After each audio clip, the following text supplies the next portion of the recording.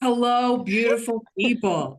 I'm going to start a little bit differently today. I want to say thank you to our listeners. Love you, listeners. Love you, Yeah. listeners. Yes. Maureen reached out to me and commented and just held me so closely when I was talking about grieving my mother, and it meant so much, her comment. Mary Lou last week reached out and just gave us some really good feedback about our show. And we so appreciate all of y'all. We love to comments. Yes. We really do. So thank you. Starting off the Yeah. episode with gratitude. Yeah. Love it. Yes. Yeah, I know you here. guys, some of you are listening and can't see us. There's lots of hearts on. So if you're on YouTube, you can see we love you very much. We're putting our heart on, right? Yeah. We've got heart We on got a for our heart on listeners. for you. We got our heart on for our listeners. Oh, yay. I'm so glad we're laughing. Laughter is a great way just to center in peace, even if my you God. think the world is falling apart around you. Isn't it? Right? Yes, it is. It is. And it's so nice to have people that can laugh around you too, even when stuff is hard. Yeah. Today, we're talking about how we hold our peace when there's so much division around us. We're talking about, we just got done with the election. Thanksgiving is right around the corner, Christmas, social obligations, forced family interactions. It's a good time to talk about peace. And so, what does that mean? Yeah. Well, Like, what does it mean? What does that mean? We all love A Course in Miracles, right? So, A Course in Miracles workbook lesson 34 says, I could see peace instead of this. And Well, I think we need to pause just for 1 second, Yes. Melissa, and take that in. Like, I could see peace instead of this. Yeah. Okay. Onward. Yeah. We're unpausing now. Okay. Love the I don't pause. know. Love the pause, Benny. Okay, great. Well, I think what happens is we judge something. We're not accepting something, we're judging something. And in Buddhism, Zen Buddhism, it would be what we're attached to causes suffering. So if we can detach, I think the word is, and accept things for how they are. And most humans are really into judging and just, is it good? Is it bad? Am I up? Am I down? Is this going to work out or isn't it going to work out? And it's those judgments that get us into attachment because we attach to what we think should happen.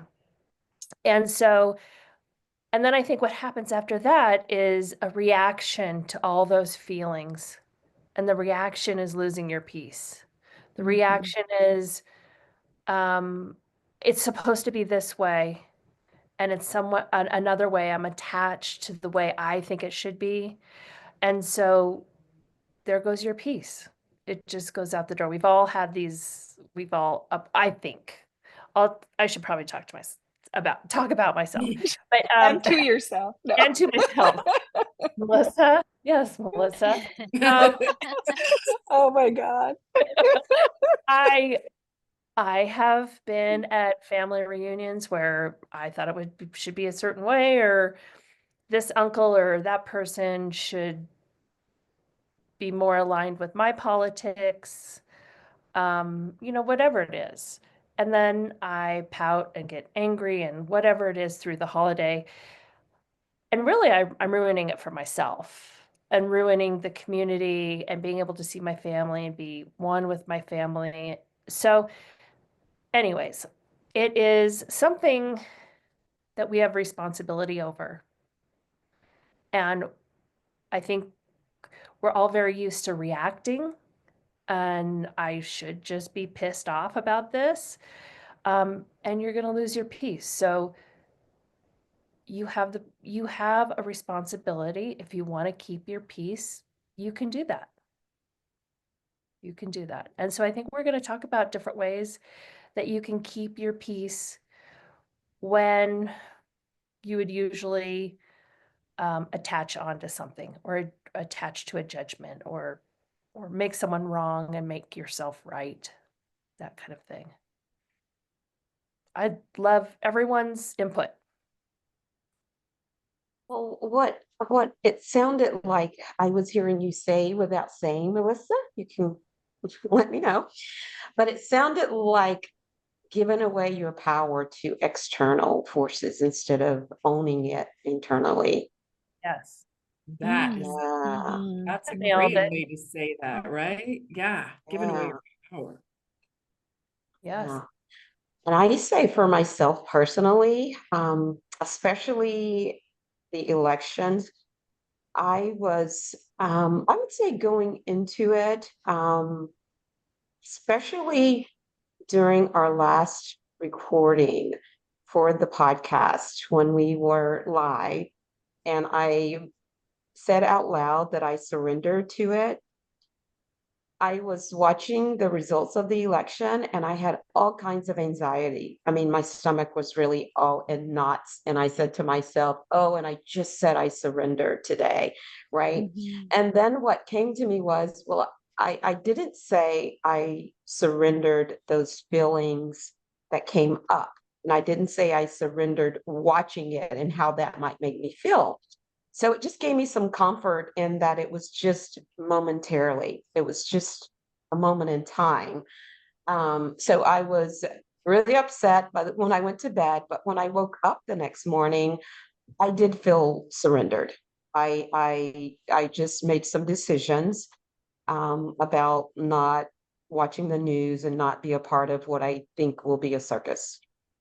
And You know what I love about what you're that's saying, that's Drusilla? just a part of how I decided Yeah. to maintain my peace. I get it. What I really love about what you were saying, Drusilla, is a lot of times that we don't allow ourselves to have feelings. Mhm. We think that they're wrong or bad, so we stop it. And I love that you said Yeah. you let yourself have the feelings, the anxiety or distress or whatever it was. And then you would realize that they passed. And I think a lot of times we think that feelings are going to last forever, but they're really only about 90 seconds long, an emotion or a feeling. And so I love that you are reminding us that it's okay to have those feelings. There's nothing wrong with them. They're real, I guess. Maybe Yeah. not in A Course in They're Miracles, our but experience. Yeah. yeah. Yeah. What'd you Yeah, say, I Morgan? was on the brink of either repressing them, suppressing them, Mhm. or on the brink of just letting it flow and not truly surrendering that, I do serve a higher power, and because one person is in office is not going to dictate my, my peace, my future, anything if I don't let it. And so how do you think you came to the peace? Through your faith, or were there other things, like you're saying certain dialogue you said, or was there anything else, or is there anything that's like a hook that we could hook onto? Like, how did you do it? For me, it was just being intentional about it. Being intentional and honestly, I had no idea that this outcome would be what it is. You couldn't have told me. No one could have told me that that would have been the outcome, right? But there was still a part of me that said, no matter what, I am going to surrender. Because I also knew that the outcome really is symbolic of something that needs to happen. Whatever the outcome was going to be, I knew that it was something that needed to happen for the whole, for the collective, for the universe to either face and then move forward through, or to kind of on a more positive note, maybe for those of us who have an attachment to something, to a different outcome, to release that energy as well. So there's a lot of different things a lot of mental gymnastics that I went through to get to the point of whatever the outcome is, I'm going to surrender to it. Any residual feelings I have, I'll just sit in them and just try to have a broader look at the picture holistically, and knowing that we all serve one God, and that's the bottom line. That's beautiful That is beautiful. and inspiring. Yeah. Yeah. What about you, Penny? I would like to hear your experience after the election, because I know you were a little nervous about it last week when we spoke. Yeah. So I, of course, just like Drusilla, probably most of our listeners, was watching the results as they came in too. And at one point, I think, well, they kept just rehashing everything over and over again. So I got sick of it. But when it became pretty clear that somebody was going to win that I wasn't so thrilled about, I just had to shut off the TV. And I decided to go watch Only Murders in the Building. Because that It's was a cute better. show. Yeah. Did you say Only Murders in the Building? Yeah. That sounds like something I Yes. would watch. It's a cute If you would like it, show. Amanda, it's on Hula, if you have Hula. Steve Martin, Martin Short, and Demi Moore. No. No, it's not Demi Lovato. Oh It's God. Can't remember oh my her name. God. starts with an F. Um, oh my Okay, gosh. let's go through the alphabet. We'll come back to that, right? We'll come back to Circle back to that. Okay. Anyway, she's great. So that Selena was your Gomez. strategy. Selena That was your Gomez, yeah. strategy. Yeah. Yeah. Yeah, and then I decided at the next day when it was evident who the winner was, then I decided, and I watched a little bit of news, and just like Drusilla said, I just can't watch it anymore. Can't watch it. I don't need to hear. I tried. I tried to watch it again, and then they were just rehashing everything and trying to find all the blame. They're trying to find somebody to blame it on, and I don't understand it. Honestly, I don't understand it.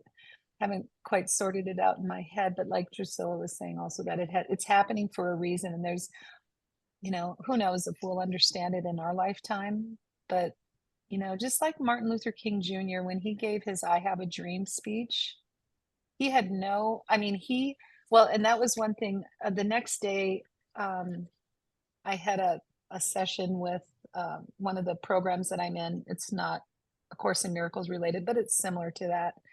And he talked about Martin Luther King, because a lot of people were very upset in the group that I'm in.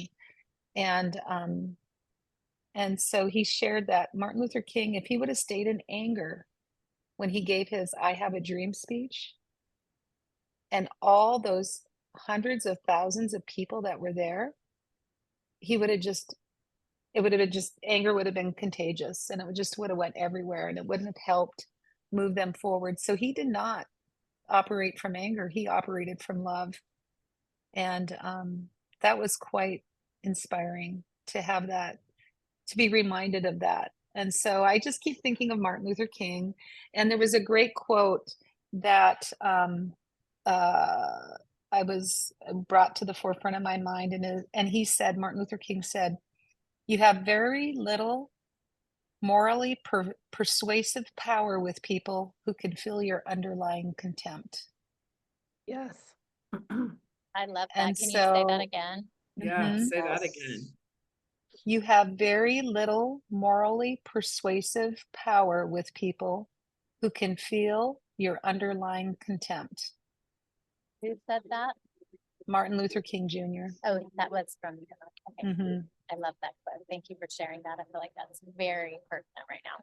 Yes, because if I have contempt for all these more than half of the nation that voted, in a way that I didn't feel was right, I'm just going to say it, then if I have contempt for them, there's no way that we can ever understand or come to terms with or to become united again. So every time I feel that, I can feel now, it's kind of interesting since I received that quote, I've been using it in situations, and it's really helping myself and others see when I have contempt. You can feel the contempt when you have contempt Yeah. for somebody Oh, and you're yes. prejudging them, and Oh, Judging. there's yes. no way you can get And you're any. thinking something's wrong with them. Yeah, Yes. yeah. There's just no way you can move forward in life. So every time I feel it, I just go, okay, what would Martin Luther do? Martin Luther King I do? love You that. know, like how did he operate? I Yeah. mean, and I mean, I think about what he overcame, and then my husband reminded me, but he was murdered. You know, he Yeah. was. But I mean, but he was there. Yeah. He believed in everything that he was doing, and he stood for it. And so I'm still sorting out everything. Yeah. Well, I took here's a peek. Mhm. I took a I was peek at the gonna- news yesterday, and I had to stop. I couldn't take it. I still can't. I can't stomach it right now. Just too much stuff that I don't. So wanna here's do. something to think about, Penny, right? Like if Martin Luther King Jr. didn't come from love, would we be talking about him right now, right? His physical body, yes, he was murdered. His physical body is not with us. And here we are quoting him. Here we are trying to live by his example. Here we are spreading the love, looking at our shit, right? Looking at our hatred, what was the word? Contempt.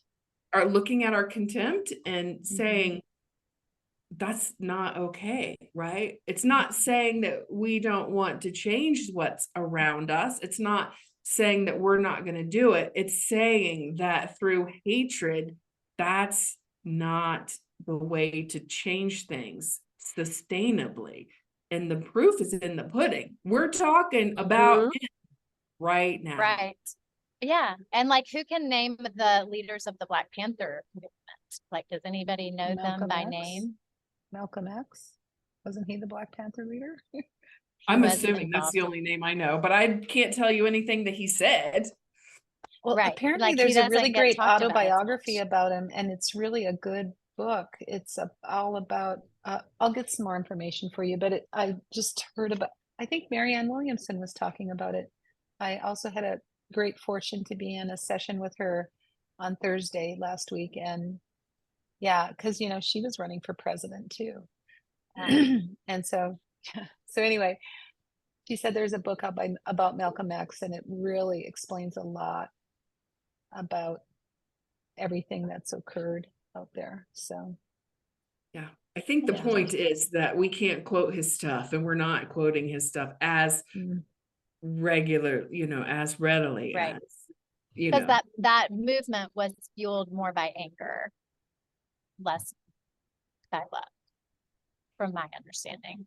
I'm not a historical expert on the subject, but that was my takeaway. But So I'm glad that you referenced Marianne Williamson, because I think she's been the epitome of like just dignity, and like she is kind of like taking a no bullshit approach, but she's also not like, she's not sugarcoating anything, and she's calling it how she sees it without going down this whole like blame throwing thing. I don't know. I think she's being so articulate and dignified through this process. So that's the only news I'm really getting, is seeing things that she's sharing on social media, and like Bernie Sanders, and just kind of like seeing their commentary on things that are unfolding has been helpful and interesting.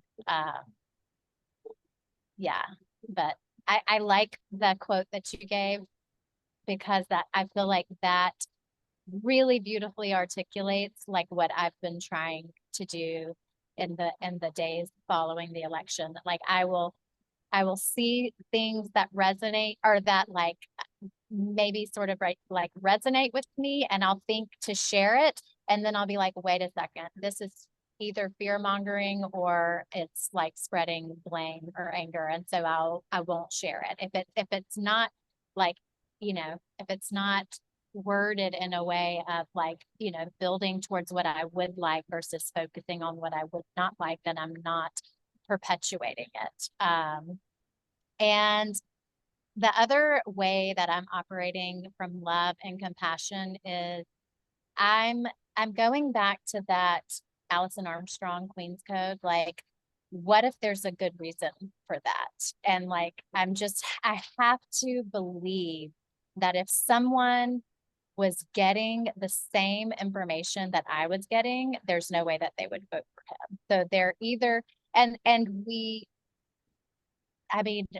are, unfortunately, like there is a whole big propaganda machine at work in the United States. And like the goal is to make us divided. And I have this, like, I've just been getting this vision of like, what if we set two people down who were friends or family from opposing viewpoint to have a conversation about why they vote the way that they do, and with the intention of understanding one another, not trying to convince. Like, I think it would be a very like interesting conversation but like there's not really any of that taking place out there. Like, you just see either people posting comments on articles and social media where they agree, or they're trolling, and there's not like this in between, you know what I mean, of like seeking to understand one another. So I don't know, it's like, yeah, it's been interesting to work with that over the past few days. Just how can I have compassion? Because there are a few people in my family and friend group that I know voted differently than me. And like, I don't see how I'm just convincing myself that there must be a good reason that they did it, even if I can't see what it would be or how they came to it. I think that's a very good point, Morgan.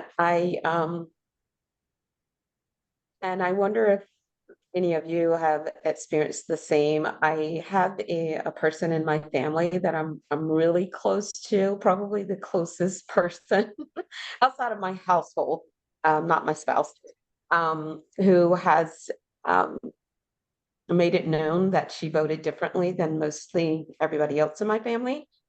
And because I'm the closest to her, everybody decided to call me and tell me, did you know that she's voting for her? So, and she hadn't told me that she was, and I knew she hadn't told me because she didn't want to feel judged, or she didn't want to have the discussion.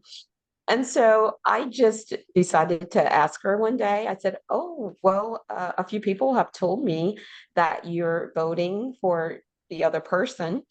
And Nobody will say his name. Oh, yes. It's like Baltimore. And I'm just curious. I said, I'm just curious, about your reasons for voting for him. And she immediately got defensive. And I sat there with like my mouth wide open. And she hung up the phone, and then she texted me back. And I texted her and I said, well, I'm sorry you feel so offended by my questioning why you vote for him. And she called me back, and I said, I just wanted to understand. I'm not judging your decision. And she started yelling again and hung up on me. Oh my goodness. That's anything. So to your point, Morgan, I don't know that. I think to the whole point of why we're discussing this, I don't think, 10 elections ago, we would have necessarily been feeling so strongly, about it. I think that we have, as a country, become more divisive, and as far as I can ascertain, not to necessarily point blame, but because of this candidate that is so polarizing just in his nature, I think, that has lended itself to this type of environment, and may have lended itself to why my close friend, dear friend, and family member responded the way she did, because she was automatically on the defense. And I'm sure, as an African American female voting for that person, she's on the defense everywhere she goes if they know that that was her choice. So, yeah, she did come back. Let's say, I don't know, maybe 4 days later, and apologize for not letting me say a single word, and explained that she was on the defense because everybody else in the family had already kind of, told her what they thought about her decision. And she also said she remembered, not the last election, but the election before that, that she and I had a discussion about the same person, and she knew how strongly I opposed him being our president. And so with all of that, that's why she responded the way she did. Mm. So, it's just the nature of where we are in this country, I think, as it relates to politics. And hopefully, I think that this election in and of itself somehow is going to help us turn the tide.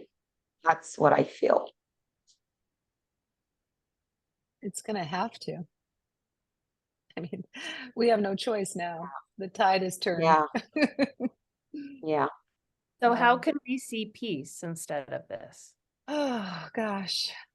Yeah, that's a heavy question. Read that quote again. You have Mine? very little morally persuasive power with people who can feel your underlying contempt. So for me, like, I always like to bring it down to my practical life, right? I'm just a very practical person. So Love that about you, Amanda. yeah, thank you. I love me too. The show me state, right? It's the show me state, right? Missouri, you gotta show me. So to me, it really applies to my everyday life. So where am I holding contempt? Mhm. Like, where am I like holding a grudge about any family member? Where am I holding any issues? I think like having this discussion is even though we're talking about politics, we're talking about the world at large, it really does apply to how we interact through the holiday season, right? It's like, are we judging, are we holding in contempt any members of our family? What are we judging? What are we holding against people that we are kind of like forced because of the celebratory season, which is hilarious, right? If you think about how like odd that is, opposing those two things are, right? So I really enjoy this conversation because it's making me think about not necessarily politics, because I made a decision that no matter what happened, it was for the highest and best. So I have no animosity, no hatred. I actively looking for the things that I really jive with, right? So I'm actively pursuing those things. So that I feel great about the world right now and the way it's going to turn out. Do I know what that's going to look like? No, but I know that it is the right path. So as I go into the holiday season, I'm really taking that lesson and looking at the people in my life and how I want to do that, right? So am I still do want to hold a grudge against my husband because I asked him to do something and then like it fell apart, and then I asked him to do it again and he got mad at me because I asked him to do it when that has been on his list for a year, right? Do I hear some grievance? I do. Wow. Contempt? A little, right? Like, come on. So, yeah, I have a little of it present. So like where is it showing up in my life and how am I going to deal with it? on a daily, or, is the holidays coming up? Well, Amanda, just to make this very practical as well, I mean, every time you get on River and go for a ride, if you have any sense of contempt in your heart, he is going to stand there and not budge. And so that's probably why you've got this down, girlfriend, because you're riding River almost every day, and you need to have a clean slate to ride a horse. That's where, thank you for saying that, Penny. Like, I wouldn't say I have it down 100%, right? That's because this is real life, right? I am not Yeah. like floating in my chair right now. My butt is actually Darn sitting. it, I thought you were. But yes, right? Letting go of that resentment, looking at it, getting rid of the hatred, getting rid of all of that. That's an active, that is. Thank you for Yeah. pointing that out. Because any reason I have to talk about my horse, yay, let's do it. And we haven't talked about River for a long time. I know. Shame on How's he us. doing? He's fabulous. Good. He is. He's getting over his trauma responses and able to walk away from the herd without, I can still feel him thinking about safety, thinking about his family, thinking about his community, right? Because that's what it is. I can feel him thinking that way. And he's also getting curious about exploring what is ahead. And that is just so like what's going on in real life here. Right? Yeah, that is so Yeah. appropriate. Mm. Mm-hmm. Ponder that. So, Well, go ahead, please, Morgan. well, Mhm. I want to hear from Melissa because we haven't heard from you since you introduced our topic. And I was thinking just tying the whole, how we're feeling after the election into the holiday season, are there any boundaries that can help protect your peace during the holiday season, or family get-togethers, or anything else that you want to talk about, add to the conversation? Okay. Well, Penny, can you say your quote one more time? Love We're gonna that have it quote. I memorized love by the that time quote. this is over. Yeah. You have very little Morally morally persuasive power with people who can feel your underlying contempt. Mm. All right. So I looked up contempt, right? And it does say it has multiple meanings, including a general lack of respect, an act of despising. So I did read this article about the women who voted for Trump, Voldemort. And there's a big study going on about how they felt contempt by the Democratic Party, that as the Democratic Party was trying to sway them over to the Democratic vote, instead of addressing their real concerns, which were a lot of economic concerns, they did the thing with Julia Roberts. You can vote in secret. You don't have to tell your husband you're voting. So it was kind of a disrespectful, patronizing, and they're not grown women who love and can make good decisions. But there is an overwhelming feeling of contempt. And so I find it interesting that you said that, Penny. And I can definitely tell you, I feel that way towards them. I mean, I just, I felt towards who? the voters who did not vote. Oh, yeah. The voters who voted for Trump. So Mhm. what I'm discovering on this call is that I am part of the problem of, ouch, right? yes, Yeah. seeing with a bit of disrespect exactly what I was saying in the very beginning of this call, with judgment, looking down on them, not wanting to listen to some of those points of view.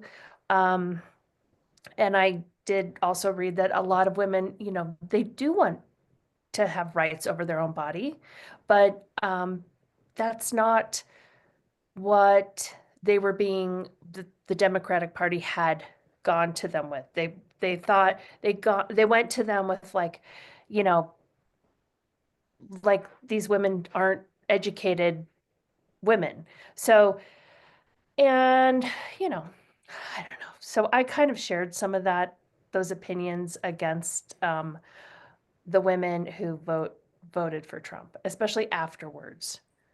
Like afterwards, I just couldn't figure out how they could do that, but they were not voting like I vote. So we all get to vote however we want to vote. And so anyways, yes, I think I'm part of the problem of the contempt of people that are not voting like me. Mhm. Melissa, you just made me think of a comment that my dear friend, family member said. She said, everybody wants to bring up the comment that Trump made about women when he said, oh, all you need to do is grab them by the pee, right? Mhm. And she Pussy. said, Mhm. what if there was if I were a fly on the wall in your house, what things have you said that you wouldn't want people to hear? And I will have to say, when she said that, it did kind of resonate with me a little about judging him based off of a conversation that he thought was private, right? But to that, I do have a lot of judgment thoughts about his personality just in general. And I just don't see his personality being conducive to bringing people together. But at the same time, anybody can be used. Their purpose is not their own, Mm. right? I don't have as So, much of a problem with him at this point as I do, like I feel betrayed by women. And Mhm. and but again, before the vote even went out, I had some contempt towards anyone who identified as voting for him. So, you know, again, I could see peace instead of this. So Mhm. I can choose to not have contempt. I can choose to Mhm. have peace instead. So Yeah. what if that is really what's going to turn the tide? Like what I said earlier, if we didn't have this outcome, what would be the opportunity for us to see growth? The growth that you just had, Melissa, would not have occurred, Yeah. right? And our discomfort is our greatest opportunity for growth. Yes, yes. And Mhm. so we all choose light and love and peace. Guess how much better the United States are going to be because we chose peace. We chose to see it differently. Like Can't Mark, say that would necessarily be the case the other way around. We don't know. Right. But yeah, Oh, we would have had joy, Drusilla. just at least for a moment. Yeah. I Oh. just think that that quote, that A Course in Miracles quote, I could see peace instead of this. Like, I think it's also kind of key to know that that's not a mental process. We can't think our way to peace around this. Like Mhm. mental activity is like ego personality domain. Like Mhm. it's not something that comes from reasoning it out, sorting it out in our mind. So no, I think that's helpful to know. it is. And I love that you said that, Morgan, because I feel like I have a change. I have a bit of a change in my heart. I can hear it. We can see it, Yeah. Melissa. Yeah. Thank you, Martin Luther King Jr. Yes. Yeah, none of us knew that we were going to be talking about that quote so much. Yeah. Mhm. Yeah. And So so if we this, can't think our way to peace, Morgan, how is peace just the way? I think we've talked about it in another episode, so I will be repeating myself, but so be it. I think repetition is helpful. I think like when we shift into that state of awareness, like we do in a yoga class or a meditation, and we drop into the heart and just become like the silent watcher or the observer, the witness. That's like whatever state of mind that clarity comes through for you. So it is a meditative state, but that may not be sitting in a meditative posture for you. That might be washing the dishes or walking your dog, like whatever state you tap into that sort of meditative state, I feel like So is like where we mindfulness. access, is where we access those Awareness. spiritual qualities Mhm. of peace, joy, Mhm. clarity, freedom, all of Mhm. the things. And I do think getting out of fear, like if you're Mhm. in a fight or flight, I have seen people this week who are in a fight or flight because of what happened. Like they think the world will end because Trump is going to be president again. So I think it's important to say when you're in that state, you're it's going to be really hard to drop into your heart at that point, but you have to get yourself out of that state first. Get out of the fear, get out, because the fear, that's just the future talking, Mhm. you know, And that's putting your safety and security in something of the world. yes, and be in the present. When you can be in the present, I think Mhm. maybe that's why that quote hit me so much, is because I've been like super present in this call. Like Yes, super like here, you okay, have. yeah. Mhm, And so it could land differently. I'm not sitting here thinking, oh my God, what's mhm. going to happen? So, yeah, I think it's being in the present. When you are, you can allow these kind of things into Mhm. your life, into your Totally saw that shift in you, Melissa, from the beginning Yeah, of this beautiful to call to witness. now. Yes. And I will have to say that that was a part of the conversation I had to have with myself because I did have fear thoughts about him being president, as if the world was really going to come to an end. And that was a part of the conversation I had to have, like, Drusilla, really, like the world is going to come to an end. You were talking Right. to I had to yourself talk too. myself down, yes, into my heart to understand that Mhm. I Mhm. was totally making it all up, Right. you know. Oh, what do they say? Like 99.9% of the shit that we think fear is going to happen never, ever, ever happens. So let's just keep that in mind too, people. Yes, Hard. I've been thinking like, well, what if the worst case scenario does come from this election result?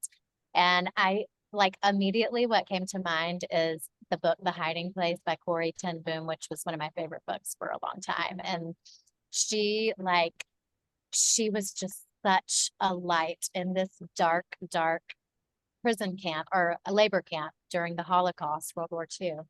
Mm. And she was just like, she never lost the essence of her being, despite witnessing atrocious terrors and being subject to them. Like, she went on being the light of the world.